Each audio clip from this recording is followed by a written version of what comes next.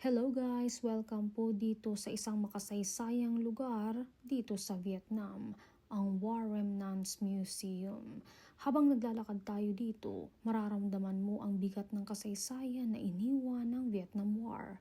Dito makikita ang mga larawan, kagamitan at mga personal na kwento ng mga taong naapektuhan ng digmaan.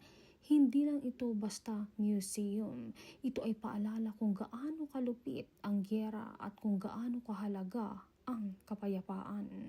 Pero alam nyo ba, may koneksyon din ang Pilipinas sa kasaysayan ng Vietnam pagkatapos ng digmaan. Noong 1975, matapos ang Vietnam War, maraming Vietnamese ang napilitang lumikas mula sa kanilang bansa.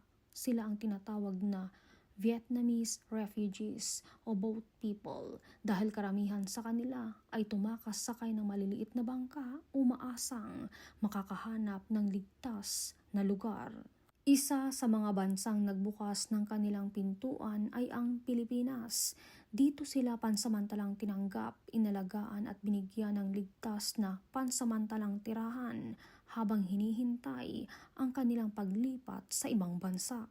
Ang dating Philippine Refugee Processing Center sa Bataan ay naging kanlungan ng libu-libong Vietnamese refugees sa loob ng ilang taon. Makikita dito kung paano sa gitna ng kaguluhan at digmaan, may mga bansang handang tumulong at magbigay ng pag-asa. Isa itong bahagi ng kasaysayan na hindi masyadong alam ng marami pero mahalagang alalahanin.